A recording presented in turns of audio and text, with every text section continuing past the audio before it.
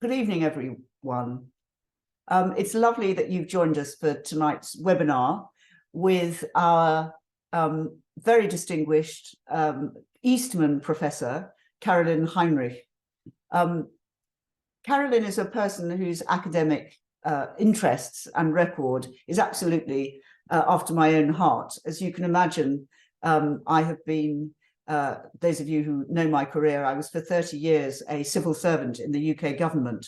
And the issue of how you do good policy making and also how you do bad policy making was something I had the opportunity to observe up close and personal for many years. And it's wonderful that there are so many outstanding academics, including Carolyn, who are interested in these sorts of issues. As you will discover shortly, her lecture and her work was very much, and today's lecture focuses on this, on how bureaucracies can deliberately create obstacles in various ways to good administration, to policies having the effect that perhaps are democratically voted for or people expected to happen, but can be defeated by the way that they're implemented or indeed designed. Just to say, Carolyn was a wonderful Eastman professor here, resident with us for last academic year. The best kind of Eastmans are the ones, as those of you who will know from Eastmans, you may have known when you've been with us if you're alumni. They come in all sorts of subjects through the sciences, through the social sciences and into humanities. Every year it's a delight to see who comes along, whether it's a chemist, whether it's an ancient historian, or whether in Carolyn's case, it's a social scientist. But the delight of our Eastman professorship is that they fully participate in the life of the college. And Carolyn certainly did that in all sorts of ways, socially, academically, and really brought the kind of richness to the college that our Eastman professors should do. She already had a connection, as she may mention this, with the Blavatnik School of Government and with Nairi Woods. And so it was an additional, when Carolyn gave her inaugural address, it was indeed in that context. But there, and indeed here in Balliol, the undergraduates and the graduate community also benefited from her wisdom. So I very much look forward to hearing from Carolyn this evening. As I think the instructions on the holding slide said, if you want to ask a question or just lodge a question for later, use the Q&A button that you see at the bottom of your screen. You can also, it's a terrible word, upvote. So if you see somebody else's question and you think it's a great question and you would like it to be upvoted or promoted, then Nick Dickinson, who is our Bingham Early Career Fellow in Constitutional Studies, who will be emceeing the question session, will make sure those questions get given some kind of priority. So please enjoy, I'm sure you will enjoy what Carolyn has to say. We look forward to hearing your questions and the discussions later on. Over to Carolyn. Thank you, Helen. Thank you for that lovely introduction. And let me just say what a wonderful year it was to be at Oxford University and be a part of the Balliol College and the Blavatnik School of Government. Good evening, everyone. I'm joining you from Nashville, Tennessee. That's my campus, Vanderbilt University, in the background, and my office is in one of those buildings. It is morning here, but I am really excited about giving you this lecture. I'll tell you a little bit as I get started about how I came to study this subject, and then I'll get into the details of the subject matter. So as you can see, the screen title, Bad Bets, Bad Apples, or Bad Policy, Ordeals in the 21st Century Policymaking. I show a child on this particular cover title page because oftentimes policies, as Helen mentioned, that make it more challenging for people to get access to benefits or social services or other ways connected with the government oftentimes have unintended consequences. And I'm going to present from a couple different pieces of my research in this presentation that show those negative consequences for children. So I'm going to go ahead and get started.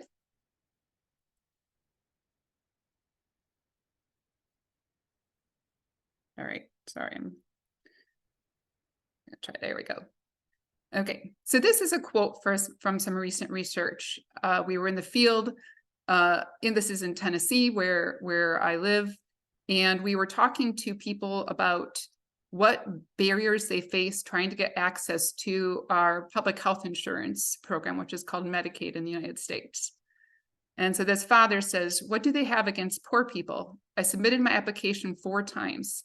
The last time they asked me to submit proof of income, I sent them a bank account statement with $4 in my account. So one of the reasons we were interviewing Mr. Garcia, which is a pseudonym, is because for 2 years, his kids went without access to public health insurance, and in this case, also access to healthcare services and critical supplemental nutrition benefits, our Women, Infants, and Children's program, while their eligibility for these programs was contested by a state recertification application processes. So his children had, throughout this period, been legally eligible to get access to these benefits. They were all citizens and born here in the US, and in need, as you can see from the resources that Mr. Garcia had for his children. But they fell out of Tennessee, had some challenges in their system. A number of children were disconnected. And as a result, he had one child who was elementary age autistic. He missed months of therapy because he couldn't get, when Mr. Garcia took his son, this is actually how he found out they were disconnected. He took his son to his appointment to see the doctor who he sees. And the doctor said, I'm sorry, we can't see your son right now. He no longer has access to his health insurance program. As a consequence, this son missed months of therapy, and his younger children fell behind on their immunizations and well child checks. And his 5-year-old son, when he went on from that point, failed his kindergarten readiness screening. And although this may seem, you might say, well, that maybe is a uniquely difficult case, the truth is in Tennessee, we had many children who experienced this. They were cut from our state insurance or Medicaid program due to incomplete paperwork. And I actually became an advocate, had to sign up for Mr. Garcia, and got on the phone to call the state and find out why it was they kept rejecting his application. We were finally able to sort it out, but as I mentioned, not without consequences for his children first. So this is just one example of what we call an ordeal. And there are lots of different names this has been given in the literature. I'll tell you a little bit more about that, but it is essentially a policy tool. In fact, there was some earlier research called Targeting and Social Programs by economists, and they kind of defined and described how ordeals work. A policy tool intended to screen out potential program beneficiaries who are either bad bets, meaning that is they will benefit too little to warrant our public expenditures, and there are different reasons for that, or bad apples who we decide for various reasons they may be undeserving of those benefits, or we may characterize their behavior as irresponsible or illegal, or other reasons why we don't want them to have access to policy benefits. And so this is from 2006. We've known about this for quite some time. But as we've studied it more, one of the things we've learned is, of course, there are costs imposed on people when they seek public benefits. And sometimes, as we might imagine, there are real legitimate purposes. So first of all, if we're trying to target those who are most in need and who we think would most benefit from services, program services, or things like that, we know that we typically don't have unlimited resources in government to give everyone access to certain types of benefits. We may want to target them. And part of the idea of ordeals is the idea that it's okay because only those people who really need the benefits then will persist through this difficult process to get them. So essentially, you kind of set up hurdles that people have to jump over in order to get to the prize, which is access to program benefits. And then you make sure that those are the people who really most needed and wanted them. But as we've study these a little bit more, we also have another term that has come up in the research, which we call administrative burdens. And so ordeals can create administrative burdens or contribute to them. So ordeals are intentionally constructed to make encounters with government burdensome, right? Or is administrative burdens are defined, an individual's experience of policy implementation is onerous. So the ordeal is constructed, and then an individual experiences these difficulties, and we call that an administrative burden. So it's a burden imposed on people. There are three main types of burdens that have been described in the literature. My colleague Don Moynihan, who's at Georgetown University, has done a lot of work in this area. He and I were colleagues at the University of Wisconsin at one point, and we both started looking into this in more detail around 2009, 2010, and in different ways. I'll share some research from my earlier look at this issue. So first of all, there's learning costs, right? So for Mr. Garcia, he had to understand what had happened, why had his kids been disconnected, what did he need to do to remedy that, and how could he do that? And the state provided limited guidance on that. There are also procedural transaction costs, right? So he mentioned he had to submit the applications 4 times over. And he showed me when I was asking, like, well, why did his applications keep getting rejected? He showed me one letter. So he had submitted the application. The state sent a letter back to him saying he needed to respond to a follow-up question they had within 10 days of the date of the letter. Well, the letter didn't reach him till after those 10 days had passed. Who knows, maybe it sat in the agency mailroom for a bit before it went out. And so he got the letter and it already expired. And so they said, well, the application is no longer valid. You had to start again. So that's an example of a challenge. Sometimes they're literally physical lines, and we'll talk about that. And then there's also what more people are starting to study now, the psychological costs associated with intrusiveness. The details, types of questions you might be asked, the rejection you might feel, like, thankfully, Mr. Garcia persisted, but it was definitely disheartening for him, and especially as he saw his own children suffering for lack of access to healthcare. And so these are 3 main types of costs. There certainly might be other ways we conceive of administrative burden. The other important thing about administrative burdens is they can also be erected in policy implementation. So maybe not part of a formal rule or procedure, but through discretion of what we call street level actors, the people who might work in a social welfare office. And sometimes the additional burdens they impose have no basis in the law. In fact, we've seen a lot of this, and sometimes come from their own judgments or decisions about whether they think this person is deserving.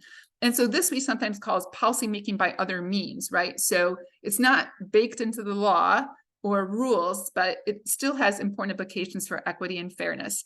And don't worry, I'm going to show you some really clear examples of this.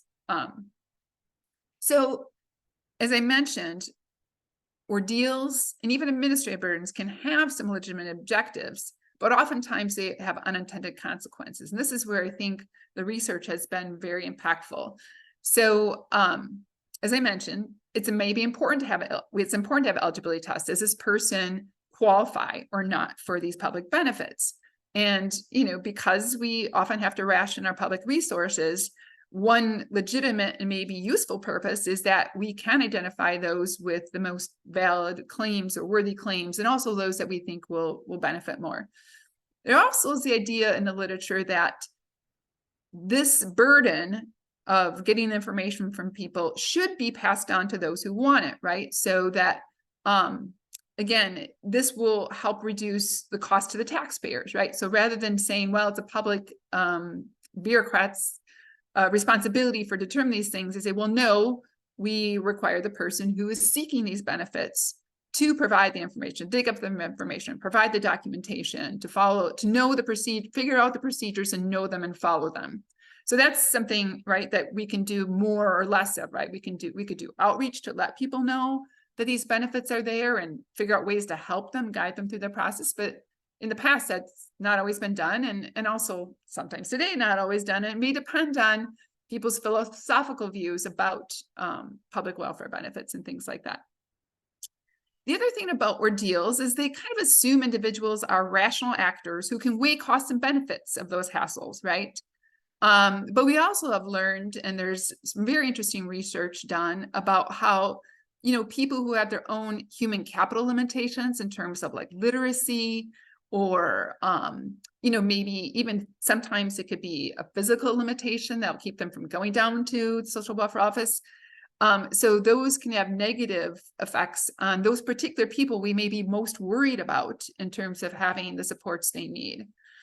So essentially, there, as I mentioned, these human capital differences or other environmental constraints on people, but also we've seen just pernicious discretion where people may, in fact, intentionally be discriminated against certain groups. And I'm going to share with you towards the end of the talk some new research that I just actually heard last week, and asked my colleague if I could share this research. It was really compellingly shows how often that is done. So I'm going to start with the first example of ordeals in an area which I think they're ubiquitous and very commonly seen. So we could all see this, in our daily lives. It's there. It's also the case that ordeals are believed as truly essential in immigration policy, right? So here's a quote from Sir Paul Collier, his book Exodus. He says, "Migration controls, far from being an embarrassing vestige of nationalism and racism, are going to be increasingly important tools of social policy in all high-income societies. What is embarrassing is not their existence, but their inept design," right? So he's acknowledging that we need some kind of tool to kind of sort through who is trying to come through our borders, but we should be thinking about whether we've designed those tools well or appropriately. Here's another quote from the Australian Prime Minister Tony Abbott from 2019. "Effective border protection is not for the squeamish. You have to match the conviction of those demanding entry with the greater conviction that you have a right to say no." So he's basically acknowledging some of these burdens are going to be painful for people, but we have to do this because there's so many people coming, and we have a right to say no, is his views on the subject. So here are some examples from Britain. And you'll see, remember, you'll see the terminology, how it relates to this idea of distinguishing the good apples and the bad and the good bets from among those seeking asylum. And I'll just put it out there. I'm sure many of you understand that the US as well, we've signed international covenants saying we will accept asylees. So here's some thoughts from British policy about how they try to sort through. So permanent migrants must be as economically active as possible. That would be good bets, right? If we let them in, they're going to come and they're going to do well here. Put as little burden on the state as possible, and be as socially integrated as possible. So you want the good apples, the people who are going to fit with our society. That's from a British Home Office white paper in 2005. And then, of course, you had the 2006 Immigration, Asylum, and Nationality Act, which gave the Home Secretary very broad powers to, quote, deprive a person of citizenship status if the Secretary of State believes it is conducive to the public good. So again, someone has to define who is going to contribute to the good of the public and who isn't. We want to get rid of those bad apples and bad bets. There also developed a migration point system, very comparable to Australia's, which was effective in 2008 and essentially sorted asylum cases, some for fast tracking or likely detention, right? So again, this is sorting through people and trying to determine whether you think their claims will make them good bets and good apples or not in society. So, but as I mentioned, there are often unintended consequences. And just pulling back up that Australian Prime Minister's quote, "This is not for the squeamish." So you may know that, and actually there is a New Yorker article that just came out last week, which gives a very in-depth, it's their second one, discussion of what's happened in Libya. But in Libya, many detention centers were set up for those migrants who were not going to kind of do that sorting and processing before they could come to Europe. And it says, many of Libya's migrant detention centers remain places of terrible and systematic abuse that may amount to crimes against humanity. This is from UN Human Rights Council. If you read that New York article, there's no doubt people were tortured, killed, and continue to be in these detention centers. And I also just saw recently in the news that your current prime minister's plan to have an agreement with Rwanda has been stopped for now. But it's important because we have to think, as Sir Paul Collier said, if we're going to do this, we have to do it right.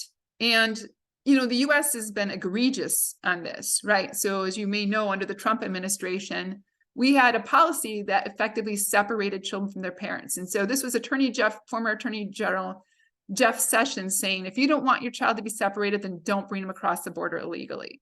So essentially setting up a very terrible threat to parents about separating from their children. And so here's some photos from that. We had the zero tolerance policy, which was implemented by the Trump administration.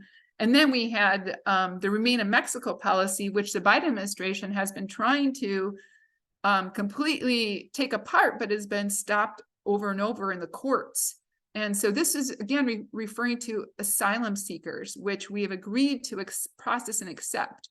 The latest thing the Biden administration has done is created an app for those people seeking to come in. But of course, you need a smartphone. So it makes sense, right? If you're going to get the good apples, these might be people with a little more resources or know how to use a smartphone. And so it's also been considered another administrative burden to entering the US.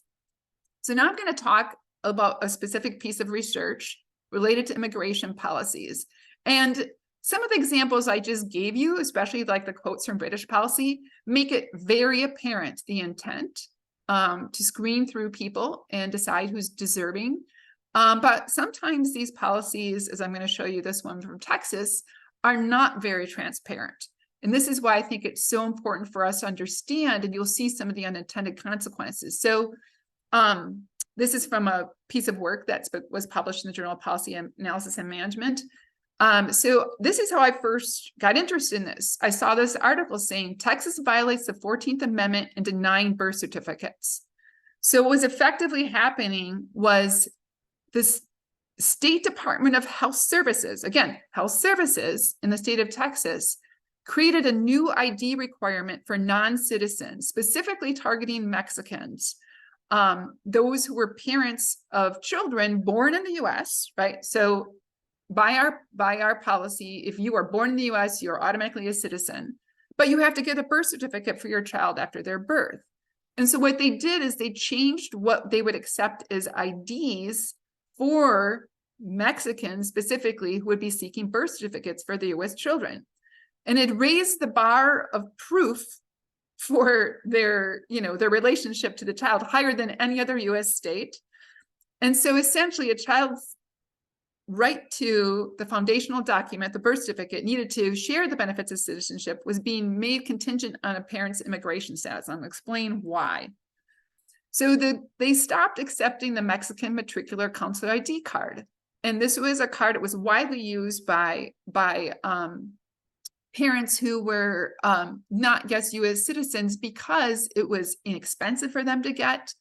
And essentially, the State Department of Health Services knew this, right? And used this denial of the Mexican matricular card as a proxy policy, which was with the intent to keep them from being able to get birth certificates for their children. And of course, the birth certificates for their children open their children up to access to benefits here. Now, a little bit about the ID card. It's been issued since 1871 and long accepted, even per the Vienna Convention. Very inexpensive, like I said, it's valid for 5 years. And after 9/11, when everybody was very concerned about terrorists and others getting to the US Treasury actually submitted and sent out a policy document saying that the matricular card had the security features equivalent to our US driver's licenses and should be allowed to be used for opening bank accounts, entering public buildings, registering children for school, and all these things. It's basically saying, although we're cracking down, we want specifically to be known that this is a valid ID. So, of course, Texas knew all this when they were doing this. And in fact, local law enforcement wanted to keep the matricular consular ID as a legally acceptable form of identification because their concern was always that in the absence of having the ID, people wouldn't report crimes against themselves, and it was created difficulties for them. Opponents. So why would people, not want to accept this? So opponents argued that the matricular card opened the door to terrorists and also to making life in the US easier for the undocumented, right? So again, we wanted to make it harder for them to improve the quality of life of especially the lives of their children. So I studied this policy. I won't go into all the details. What I did, I had to get a freedom of information request.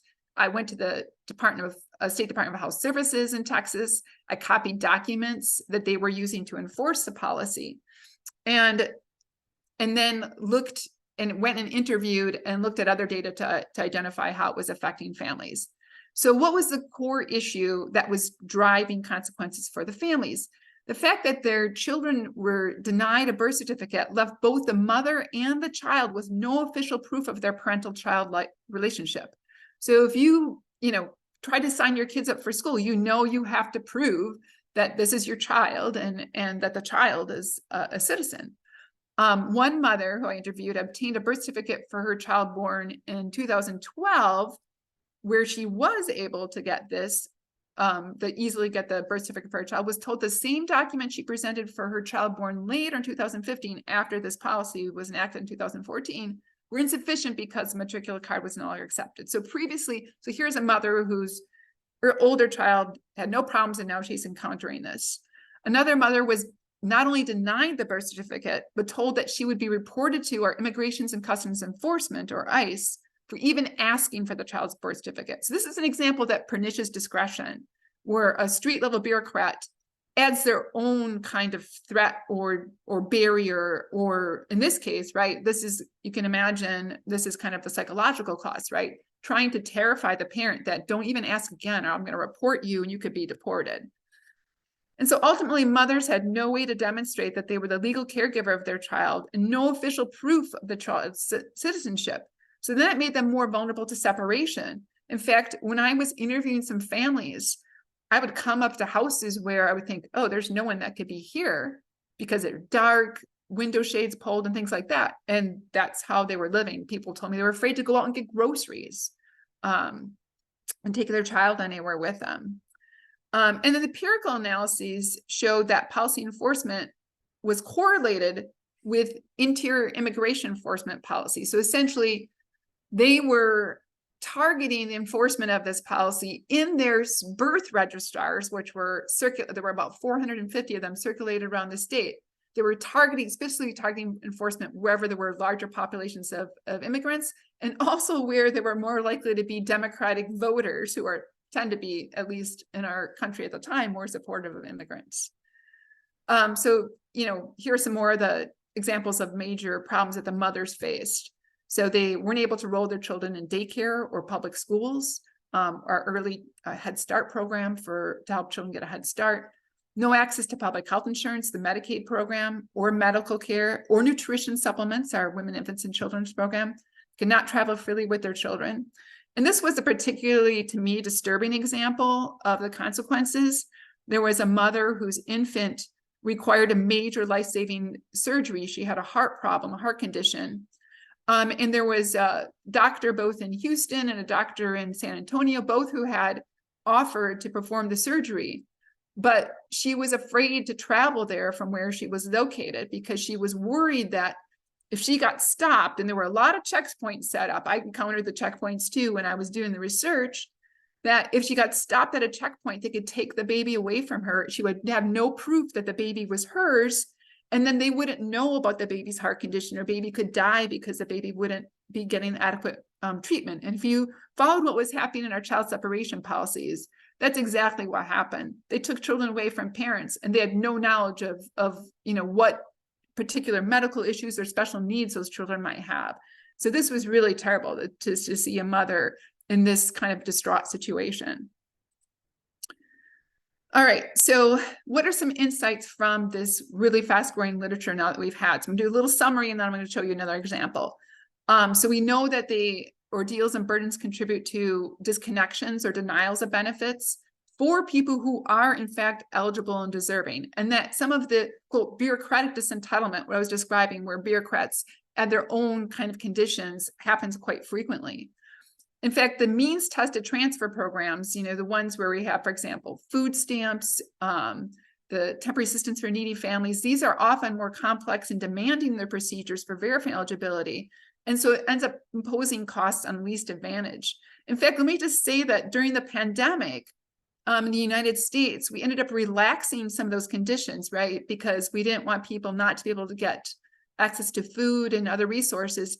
And we saw child poverty cut in half during the pandemic.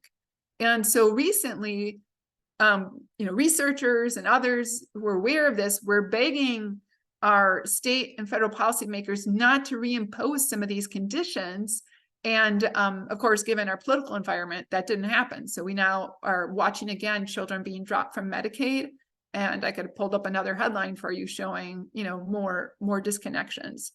And we also have found that contextual or environmental factors can make the burdens even worse. So if you are in a rural area, relatively isolated, hard to get transportation, these things might make it even more difficult for you. Or in fact, structural racism, which persists to a great deal in the US. Some people may be considered undeserving, and you'll see this again in research I'll show you later, for reasons of their race or even physical disability. And as I mentioned, these procedural requirements that are posed at the discretion of state level bureaucrats also create inequities in access. So again, leaving out most often the most vulnerable. The other thing that we learned from research, and my colleague Carolyn Barnes, who's going to the University of Chicago now, or a professor at the University of Chicago now, the value or benefits of program participation may also be reduced to discourage applications or participation. So basically, they may intentionally reduce the value of those benefits so that they can discourage people from doing it. I'm going to show you an example from her research shortly. The cost of overcoming burdens also spill over onto third-party organizations. This is something we've seen in our research quite a bit. So we find that nurses in county health departments, rather than spending their time administering medical services, they're spending their time trying to figure out how a family got disconnected from Medicaid. Personnel in schools are also trying to do similar things to find out why children aren't getting the benefits or the therapy that they need. And so this, we've heard, in already tight environments, creates even more burdens on people trying to help those who've been excluded. So this is from Carolyn Barnes' research pointed this out, something she called redemption costs. So I mentioned we have this program called Women, Infants, and Children. It's a federal program, but states administer it. So different states can impose different requirements or burdens on, or different types of procedures for people to access them. So she pointed out what was happening in Iowa. So Iowa has a 37-page list for its Women, Infants, and Children program of approved vendors for purchasing food. So first of all, you have to figure out where you can go to get your food. And then they have a 16-page list of approved foods. And there was actually, so they already had this in place, and an Iowa senator proposed a bill to extend these purchase controls to beyond Women, Infants, and Children to the Supplemental Nutrition Assistance, sometimes we call food stamps program, which is to help people who are food insecure, who can't meet the needs of their family. So they have to, again, first figure out where they can go, and then what are the approved foods. Now I'm going to show you a snippet from what are the approved WIC foods in Iowa. And so this is the approved food list, just one page of the 16 pages. Now you're a mother trying to shop for your kids and you want to buy cereal. So first of all, you have to figure out which are, so there's particular cereal brands like General Mills, Kellogg's, Post, and you have to look and see, it says 12 ounces or larger. So you have to buy the bigger box. The bigger box better be on the shelf. And then they even have requirements about things like flavor. So you can buy the Sesame Street General Mills cereal, but only berry and cinnamon flavors. I don't know what the other flavors are, but can you imagine shopping with your kids, having to hold a list like this and figure out what you could and couldn't? And then this is only only these store brands. So only these specific store brands. So there's these big brands and then only these specific store brands. So you have to know, like, if you're at, Best Choice, you could get these types of cereals. So imagine this is just one page for your cereal. Do you think that this would deter you from using your food benefits if you had to go through this process to try and shop? I don't know how you'd have the time to do it. So, and I'm going to show you one more piece of my research. This is from some work I did in South Africa. So as I mentioned, I started looking at this more in depth in around 2009, 2010. At the time, I was working with a team and UNICEF to evaluate a cash transfer program in South Africa. And so the cash transfer program is a means tested, and this is an unconditional cash transfer to South African households. It's called the Child Support Grant Program, but essentially it's a monthly cash transfer, which is intended to reduce poverty, and also it's intergenerational transmission from, one mother to child. We used a mixed methods research. So we collected both qualitative data, and then we're doing an impact evaluation, a quantitative or quasi-experimental impact evaluation of the program impacts. And so one of the things we wanted to understand was how the program is being implemented. And so that some of that came from the qualitative work, but then we actually generated survey questions and went out and collected original data in the field. So in addition to getting information on outcomes, health, education, labor, child development, consumption, risky behaviors, we also asked about things like, what did they have to do to get the benefits, and what were some of the challenges they faced. So I'm going to tell you a little bit more about the findings of this research. So one of the things that was interesting about this program is that it was started, and when it was started, it was originally targeted just to 0 to 7-year-olds. So that was back in 1998, 1999 it started. But gradually over time, as they assumed the program was showing positive results, they extended it.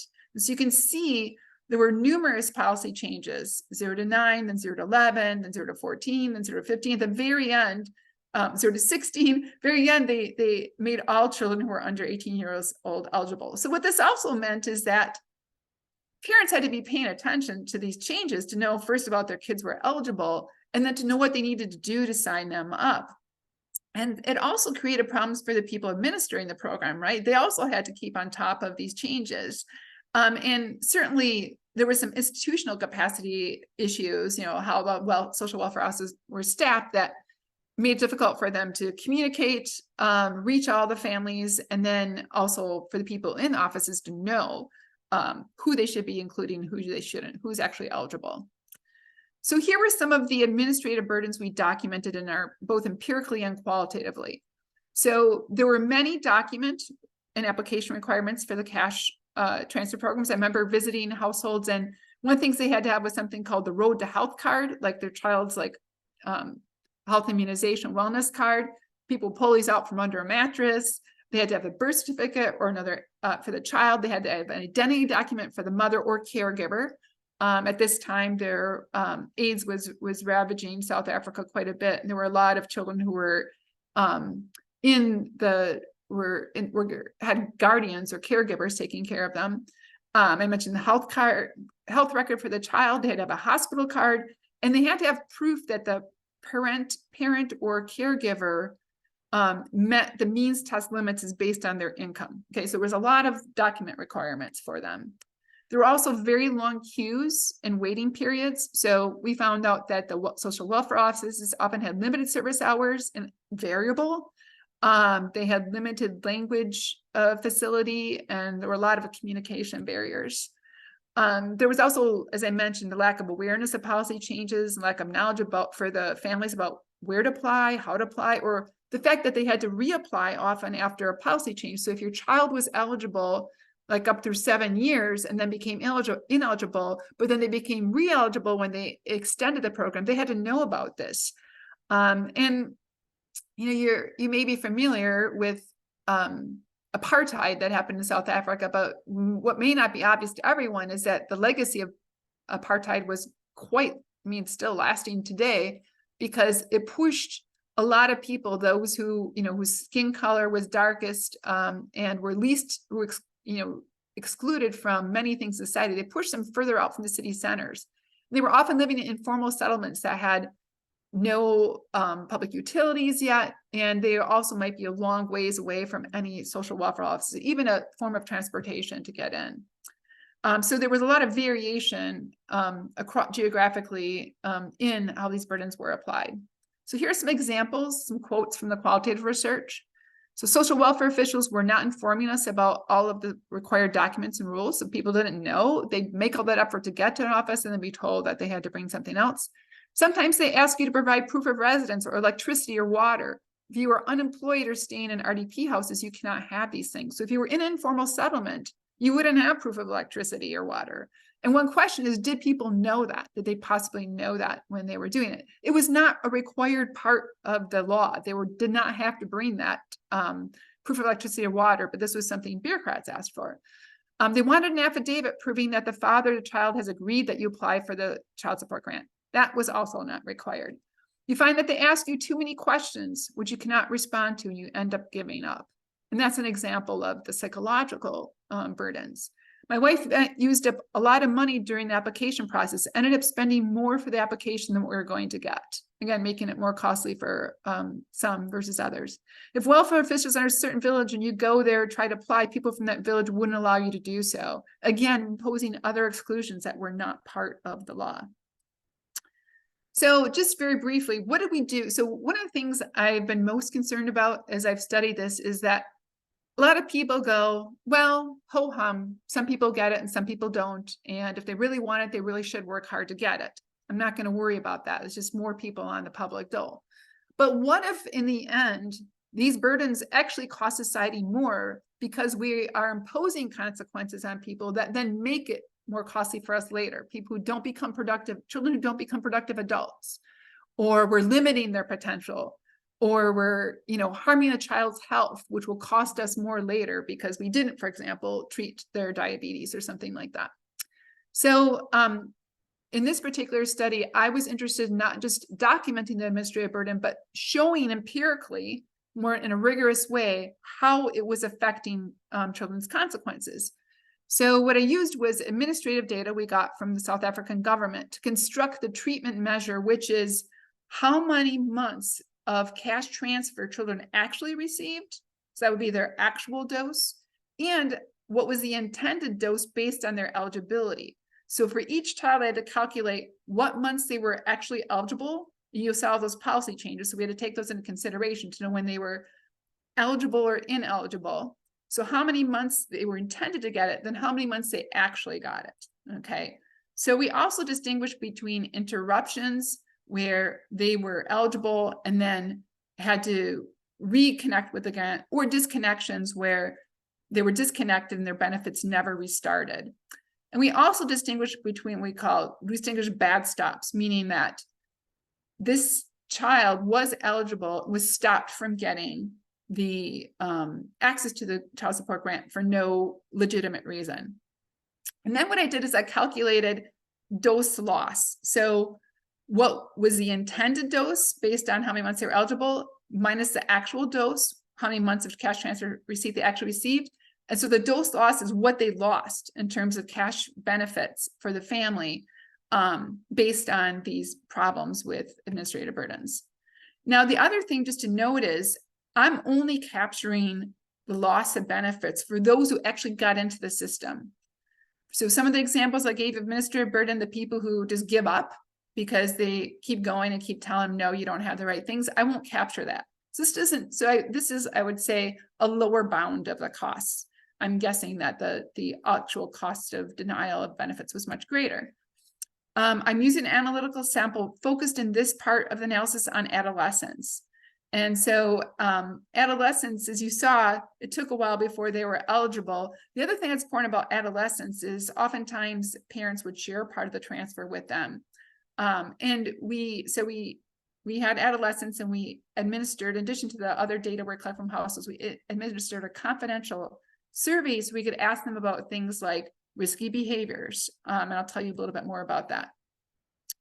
And so I'll tell you just briefly, I used generalized propensity score matching methods. Some may know what that means or not. But what I do is first try to understand what predicts whether they were interrupted or disconnected, and then look at what's a consequence of that.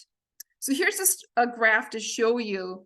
So the green, there's underlying the tan there, which is the actual dose, how many months of cash transfers children got over their lifetime. So it maxes out at 150. So kids got up to 150 monthly cash transfers. But as you can see, in the gray or the tan, it's a low amount, those who actually reached it, whereas the green is showing how much they were actually eligible for. So there were many more kids who were eligible for this amount of cash transfers than actually got it. And so you can see the difference between the gray and the green is how much they're missing. And so basically what we find is that 60% of all of the children had their child support benefits interrupted or disconnected at some point. And 81 or almost 82% of those disconnections were bad stops when they were clearly eligible and should not have been stopped. And the average dose loss was about 20 months, so almost a year of cash transfers. And those with bad stops, the average dose loss was greater than 30 months. That means about 82% of them lost 2.5 years of cash transfers. I mentioned that I first predicted what contributed to the loss of benefits. If you had problems producing the documents required, your odds were 1,000% greater of disconnection. Also, other factors were knowledge of the reapplication processes, wait times, geography, where essentially the poorer provinces or informal settlements, people were more likely to be excluded or to not get their intended dose. So what were the consequences? And I mentioned that I'm going to focus on an adolescent sample here. So essentially, I'm going to look at their educational attainment, what was the highest grade completed, and also adolescent risky behaviors. So one of the reasons it was so important to look at adolescent risky behaviors is because at this particular time in South Africa, HIV infection rates were very high. So for young people 15 to 25 years of age, they were at greatest risk of HIV. And for females 18 to 24 years, they had more than 20% were HIV infected. And so teenagers were particularly vulnerable if they were engaging in risky behaviors. And so just to say, if you compared a South African teenager to a US teenager, you would find the US teenagers were engaging in far more risky behaviors than the South Africans, but the South Africans were more than 25 times more likely to be HIV infected with fewer risky behaviors because of the context. And we also have documented that poverty increases youth involvement in transactional sex associated with lower educational attainment. So oftentimes those risky behaviors are connected with ways children are trying to support themselves or their families. So what I did in the analysis is I matched children on their intended doses. So I took a child who had never had their dosage interrupted, okay, got all their months of cash transfer, matched them with someone else who should have had the same intended dose, but actually had their cash transfers reduced by administrative burdens. So I did that exact match and then matched in other factors so I could estimate what was the impact of being disconnected or interrupted and losing monthly cash transfers. So here's just a summary of the findings. So female adolescents were significantly more likely to have abstained from sex, so not become sexually active, to have fewer sex partners, and to have refrained from criminal activity if their cash transfer receipt was never interrupted or stopped. And their educational attainment was also higher. For male adolescents, they were also more likely to abstain from sex and to refrain from alcohol use, which was a more common problem for the males, and less likely to start alcohol at an earlier age if their benefits were not stopped or in error. So essentially the research, and I had graphics of this showing essentially the more cash transfers that they missed, the greater the cash transfer loss, the worse the outcomes. So essentially what I found was that the potential benefits of the cash transfer program were not being fully realized because of these burdens. And those in the poorest provinces lost the most months of their child support grant and had the worst outcomes. We also saw over time, because this was a long project, I got involved starting in like 2009, and we finished up as they were just, the last change was made in policy around 2013. And we saw the government, as we were reporting these things, were making improvements.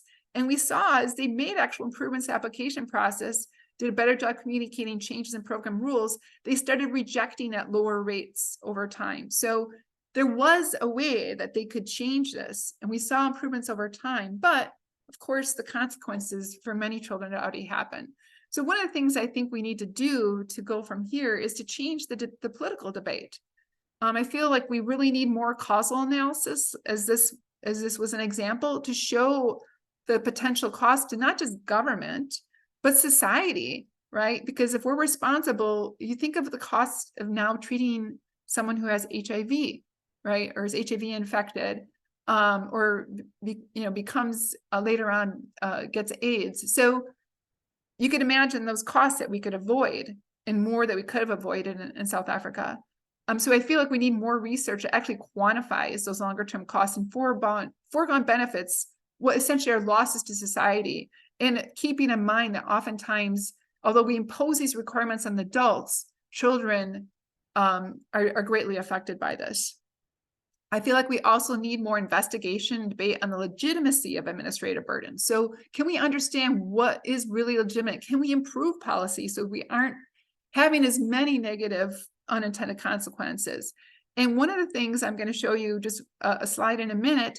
So the people doing research on this have shown that tolerance for ordeals or burdens is linked to ideology, people's views of target group deservingness, and also things like trust, inertia, conscious bias. So I'll show you a very fascinating slide in a second here.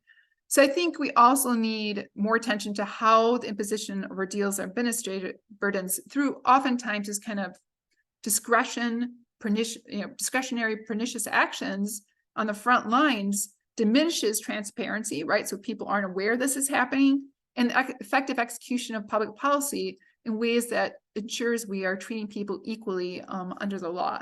So I feel like there's a lot more work we can do in this, and the research in this area has really exploded. So I wanted to share this slide from you. Again, just found out about this research last week. The authors are on the left-hand side: Elizabeth Bell, Monica Schneider, Ari Neiman, and Dara Stravolich. So what they did was they executed an experiment. They had a nationally representative sample from the US of 2,500 individuals back in January and February 2021. And what they did is they had two different scenarios. One of them set a scenario like, this is, remember the pandemic, right? So there was a shortage of ventilators, and they asked the question, who should get the last ventilator? And they had different profiles of individuals that they showed the respondents. They also had an education scenario, I'm not going to show that, where they asked about which child should get tutoring. And so what you see here are the results. And so they had different categories of people who needed a ventilator. So by gender, boy, girl, and whether the boy or girl were transgender or not, by race, Asian, Black, white, effort, whether they made a lot of, for the education was a lot of effort in class, or in COVID, it was, actually, this is the education one, I should say. Anyway, and so what we saw was that, I'm sorry, I pulled up the education slide instead. So this is who deserves the tutoring. I'll tell you the results for the ventilator. So the tutoring was, you can see that if students made little effort in class, they were least likely to be selected. But you can also see that transgender boys and girls were less likely to be selected for tutoring. Asians were less likely, Blacks no difference. And disabilities, children were given more access. And if they had no record of behavioral issues, they were more likely to access to the tutoring. So the ventilator one showed these same patterns. If the adult was transgender, they were less likely to get access to the ventilator. And if they were not masking or doing the COVID or abiding by the COVID restrictions, they were less likely to be selected as well. So essentially, people were definitely judging undeservingness. So children in school, they expect them to exert a lot of effort. For people who were coming in and needed a ventilator, they were expected to have been abiding by the COVID restrictions. So one last thing I'm going to say, this is my very last slide, is that the Biden administration, to their credit, has taken this very seriously. So they have convened with scholars of administrative burden and created a presidential management agenda. As you can see, it says, the federal government must deliver a simple, seamless, and secure customer experience on par with more effective than leading consumer experiences, every interaction between the government and the public is an opportunity to deliver the services people expect and deserve. And so the learning agenda is, their question is, how can the federal agencies reduce administrative burdens and programs and services? So including complicated, confusing, time-consuming processes that people may encounter. So to their credit, there have been a number of actions which they've been taking, and I've been really pleased to see this. It's also happened in Medicaid policy. Our Centers for Medicaid and Medicare Services just issued some guidance in May about trying to help us understand how we can get more children in schools access to Medicaid and making that easier for schools to do. So thank you so much for your attention to this lecture. I really look forward to your questions and hearing more about what you think about administrative burdens, maybe how you've seen them in your own experiences with your government. Stop sharing. Thank you, Carolyn, so much for that lecture, and thank you for the master for her introduction earlier. I find this line of research so fascinating. I have some background in public policy as well, and much like the master, I was so happy to have you here last year. And I know we had many conversations about this, both in formal academic settings and over dinner. So I'm just going to remind our audience that you can submit questions at any time, really. We already have a couple in, which I'll come to in a minute. You can find the question box at the bottom of your screen. It is just to the left of the chat box. So we already have a couple of questions coming in, and they're very good ones. So I think I'm going to turn directly to our audience questions. So the first question comes from Nadia Figueroa, who asks, what she says, a moral and philosophical question, which is that if the aim of government program delivery of basic and essential services is ethical, then is it ethical ever to mount barriers to entry? I guess, administrative ordeals ever justifiable? And she also goes on that you gave Collier's perspective on immigration, but what's your view on conditionality more broadly? Should we ever have barriers like constraints and ordeals? And if so, under what principles should we think about adopting those? Sure, those are two great questions. Let me come back to the one about conditionality. Let me take that second and then first talk a little bit about should we ever have these things. So, I mean, I do understand that we don't have unlimited resources in government. So, for example, the US government during the pandemic provided, and this is an example where I do think we should not have any barriers. So we provided a child, essentially what amounted to a refundable child credit, so that every family with children, of a certain, children under 18, receives some additional benefit for taking care of their kids during the pandemic. And some countries have what we call a child allowance, right? Where just upon birth, right?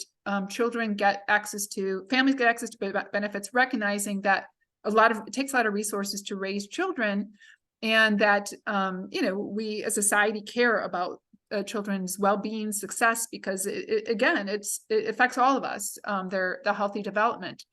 So this is an example where in the US we did that. And I mentioned that we halved child poverty. Our child poverty rates, which are way too high compared to developed country standards, went in half because parents were getting that refundable child tax credit. They were actually just getting cash to take care of their children. And President Biden made sure that they didn't have to wait till the end of the year. They came in monthly payments, which was when parents need it, right? You're taking care of the kids every day.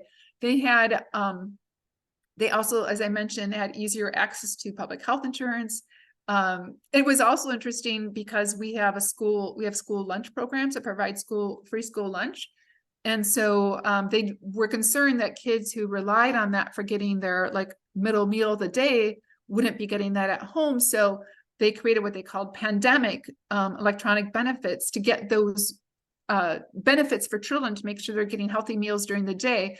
In different states, they allow the states to administer it, and different states made it harder or less difficult for kids to get them. So I would completely agree with you that, especially when it comes to things like children's healthy development, we should not be imposing barriers or burdens on policies like this. I think it's a little more complicated in immigration policy because of the fact that there are, I mean, one of the reasons it's so contentious in the US is because, for correctly or not, it's probably incorrect. It is incorrect to single out immigrants as part of the problem of, for example, drugs coming over the border, right? It's incorrect to single them out, but we do realize that there are some people coming and going from the border because they're trafficking drugs and humans, right? And so we do want to have some kind of controls in there. And the question is, can we do that in a better way than we've been doing, which is effectively the Remain in Mexico policy stops everybody at the border and says, you got to stay there until we're ready for you. We're not going to make it easy for you to even come get an appointment anymore. So a lot of the actions that were done under the Trump administration, there's a really great paper written on it, like literally hundreds of things they did to add additional barriers. And it just made it almost impossible. And so we had these horrible situations of terrible human consequences happening on the other side of our border because of these policies. So I do feel like in cases where we do need to still have some kind of restrictions or requirements, we need to dig in and understand that. Now, about cash transfers. So cash transfer programs have been implemented around the world. And one of the reasons you'll see in the literature that people say it's important to have conditions on those cash transfers. So many cash transfer programs condition receipt for the family based on children's attendance, whether the kids are getting healthy, their child well visits, to prompt the parents to do things that are good for the children's development. But one of the things we've learned is that, again, the poorest families or people more isolated rural areas may face a harder time meeting those conditions. And if you remove the transfers because they can't meet those conditions, you're often harming the most vulnerable. So I published a paper with a colleague where we looked at this in Kenya, and it was a very interesting circumstance because they had randomly assigned cash transfers to poor Kenyans. And then within the random assignment arm, the treatment arm, they randomly assigned again those to have conditions or not conditions. And our research showed exactly that. With the conditions, those who lost their benefits were the most vulnerable. And we could actually see, we had details on how the household, what they stopped spending on, right? Because of that. And our research also showed, though, since they were using what they called a labeled cash transfer program. So in terms of what we mean by labeling is don't make it conditional where there's a penalty if they can't get to the doctor or their child is missing school, but just tell them this is the intent. This is why we'd like you to use the resources. This is the goal of this. And we found that with labeling, there were no differences in children's attendance rates if you label the cash transfer. So essentially we're saying rather than putting penalties, help people, help them understand, make it easier. So a lot of things we could do and invest in. Also, like I said, rather than just leaving families to figure out on their own how to get access to programs, provide outreach, provide support, provide navigators to help them get through those requirements. And then it's, I think, less pernicious. And then also we have to watch what's happening on the front lines. And because we know it's well documented, people may add their own rules or make exclusions. Like if you don't think support transgender people, right? You're more likely to exclude them from benefits. That's a real concern, a real problem of inequality that we need to document and eradicate. I think it's interesting you bring up transfer programs there, because we also have a question from David Bagg, which asks in a sense about transfers, but from a different perspective. So David asks, a question from a tax administrator's perspective. One reason that tax authorities tend to favor upfront ordeals is that we think it's more appealing than the two alternatives. The first alternative being doing lots of after the fact compliance work, for example, tax audits, that taxpayers ultimately tend to find more burdensome, or two, living with higher levels of non-compliance than would usually be politically acceptable.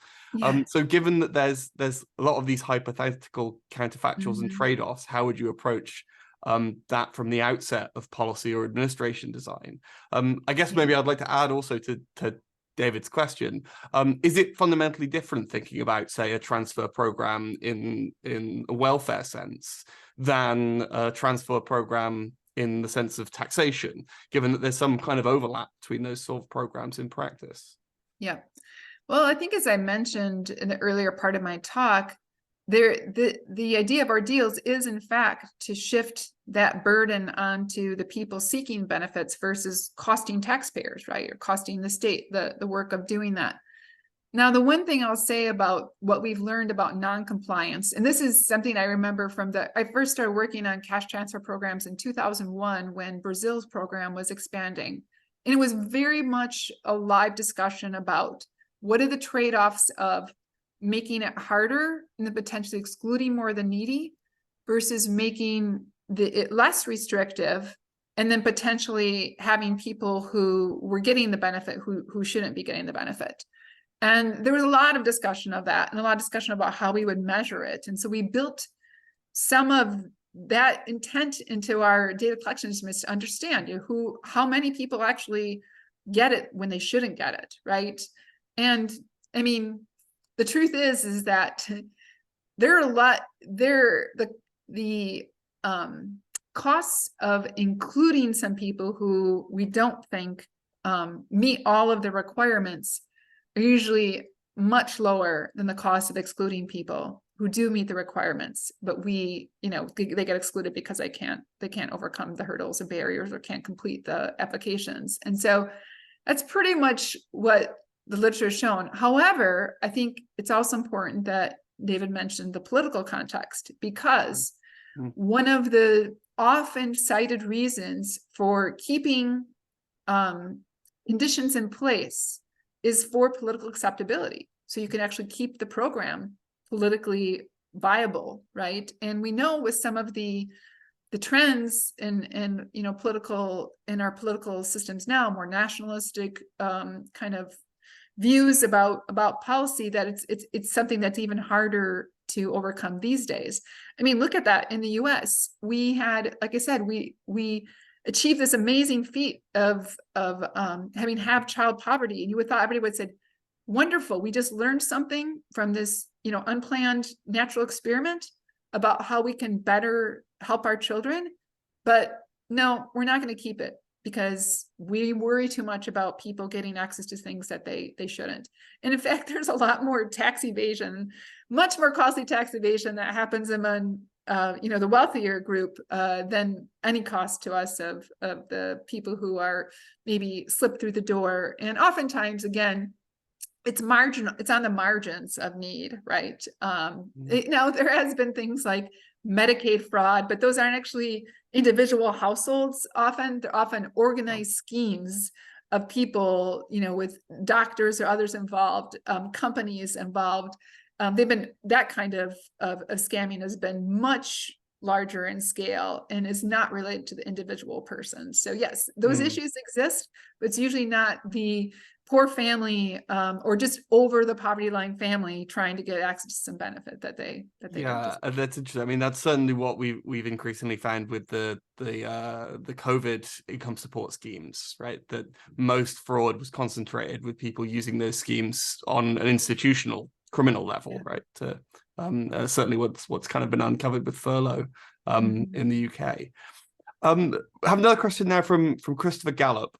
So Christopher asks, in any given instance, how might we go about researching whether the imposed ordeals or barriers are a deliberate design feature of the system, and thus aligning with this idea of unintended consequences, versus really barriers which have simply been not adequately thought through at the point of design? So and I have some similar kind of thoughts about this around sort of where we kind of identify the point of either failure or whether we even want to call it failure. Whether this is in fact quite a deliberate strategy.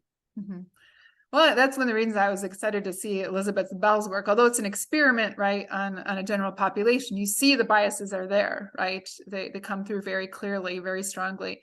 But also, I think in terms of, in the US, we've had some very clear examples of this. Just you could, for example, study the text of policy debates in state legislators, like for us, legislatures, and in public discourse. So one of the really interesting examples was from the state of Kentucky, which is right above us in Tennessee.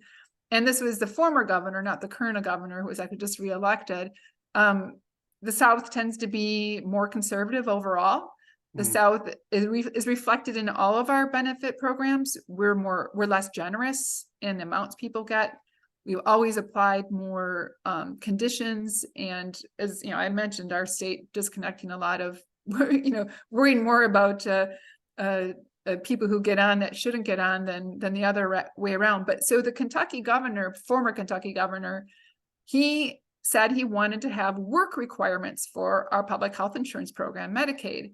So he wanted to institute work requirements, and he convened a committee to study the costs of imposing the work requirements and how much it would eliminate of waste or fraud. And the committee report found that it would cost more to impose the work requirements, to verify them, and to enact, what you need to do, than they would save in terms of any kind of fraud. So they actually did an empirical study of it. And the Kentucky governor, former Kentucky governor, I have to say, went on record and said, I don't care if it costs more. People need to work to get these benefits. And, one of the reasons people are often on public health insurance is because maybe they can't work at the time, and they're not, because we have a system that really has a lot of insurance going through employers. So it was incredible. He went on the record public saying it very loudly that I don't care. I don't care if it costs the state more. We have to expect people to work to get Medicaid. So there was an example. You didn't have to dig far for that. I think oftentimes it's a little more subtle, but I mean, you can actually, there are ways you can look. I mean, there's kind of rich ways now with big data analysis, right? That people are doing these kinds of textual analysis and looking at like what's said. But of course, there's sometimes things said behind closed doors that sometimes leaks out, sometimes doesn't. So I think I would just say it's an area there's research happening in it right now, and it's emerging. And the stuff I just showed that I saw last week is one example of emerging research in this area. Perhaps I can add on to the end of that question. I mean, one thing that I was thinking about during your talk is, given that, as you said, in some cases these seem to be very deliberate moves, right? I mean, that example of the governor, right, is a great example of that. And given that, in some sense, it seems to not be possible to, at least in the short term, get politicians into power who will reverse this from the top, are there viable counter strategies from the bottom? So if we want to reduce administrative ordeals, but we don't have access to the levers of policymaking, are there ways that we can sort of create tools that reduce those burdens? I mean, you noted this idea that even the Biden administration itself is doing this with this app, right? That it can't reverse the rules, so it's trying to make those rules easier to use. I guess we could also think about things like reducing educational burdens. So when we think about those kind of viable counter strategies from the bottom up, I mean, what does the research tell us about how and why that might be a viable way of approaching this problem? Yeah, so right now the research is, as I was mentioning, is showing kind of documented as spillover costs, right, onto the third parties, and that try to help people figure out, navigate those burdens. And the problem again is that without providing resources for that to be done, there are costs, and it takes away from the primary work of those places. So I'll give you an example of fighting back though from the lower ground. So under the Trump administration, you may know or may not remember, we had the Affordable Care Act, which passed in 2010, which President Obama led its passage, and which expanded health insurance, public health insurance across the country. So people who, for example, maybe were a low-wage worker, but couldn't afford their employer-provided insurance, could buy insurance on the national marketplace, right? And income. And so the law had really important effects in reducing the uninsured. And so unconditionally a benefit to society. Well, the Trump administration, you may remember, wanted to get rid of what Trump always said, Obamacare, right? And there were big debates about this. And I don't know if there's a kind of historic thing I always show my students, I teach us about when John McCain, who was a Republican, was on the it was debated on the congressional floor whether or not they were going to get rid of Obamacare or not, and it was on down to one vote. It was John McCain's, and he came into the Congress, to the chambers, and basically did a thumbs down, saying he was not going to repeal Obamacare, and it kept our Affordable Care Act intact. But Trump, of course, was furious. He realized he was not getting his way there, so he figured out other ways he could make it challenging. So each year we have a particular period in which people can enroll. It's typically about 6 weeks long. And so you can enroll in public health insurance. Of course, if something changes in your circumstances, you can enroll at other times of the year, but this is our major enrollment period. And so, and it's also complicated because people have to figure out which health insurance plan is best for me. And also people get different subsidies depending on your circumstances. If you're closer to the poverty level but don't qualify for Medicaid, you're poor, you'll get a bigger subsidy than if you're not poor, if you're non-poor, but you need the health insurance for other reasons, right? People who are self-employed want to get that insurance as well. So there are a lot of things to figure out. And so what we had systemically, which is built into the law, we had something called health navigators, right? So these are people who were funded at the time of when the system became live for people to enroll, would help people figure out. They would, people would come for appointments, they had open centers. So anyways, and a lot of advertising and things done to make people aware, to have people actual help in figuring out their choices and navigating the system to get enrolled and within the time period needed to have access to benefits for the next year. So because Trump couldn't get rid of the Affordable Care Act, he cut all those resources. Right. So he cut 90% of the funds for the navigators. He shortened the time window from 6 weeks to 4 weeks. And once a week, they took the system down for maintenance for 2 days. So essentially, he substantially shortened the number of days they had for enrollment, cut the support for them, cut the advertising. In fact, he was advertising against enrolling. They changed advertising. So, well, what happened? People fought back. So I was part of the group in Tennessee where we got together in groups and said, what can we do to ensure that we can continue? Because now we don't have the resources to do the navigation. So at Vanderbilt, we found a place where they could set up the navigation services on our Vanderbilt campus. And then we had different student service groups and other groups on campus provided the supports they needed to keep that going, helped with the outreach. We created brochures to circulate, help with outreach. And then we even provided food for the navigators who would sit for long days doing that. So, but the community fought back. And so even in Tennessee, which is a very conservative state and went along with all of this, right, didn't do anything to counteract the federal government actions, the people in the localities fought back because guess what? Even people who are conservative orientation cared about those public health benefits and didn't want to see them go away. So, but in other states where they're we call it bluer, right, more Democrat, the states put in resources, right, to sustain some of that. So yeah. Great. On that hopeful note, then, I mean, I think we've answered all the questions that have come in. So it only remains then for me to thank you, Carolyn, for that wonderful lecture and for answering those really fascinating questions. I'll just end by pointing out that we have another one of these lectures coming up on Tuesday, the 5th of December, which will be Dorian Gangloff, a fellow Balliol, talking about putting uncertainty to work, or how to build technologies based on quantum entanglement. So we have a shift from social science to science coming up for you, and we hope that you can join us again for that. So thank you, Carolyn. Thank you to our audience for joining us, and thank you again to Balliol College and to the Master. Yes, thank you, Nick. Thank you, Balliol College, and thank you for attending.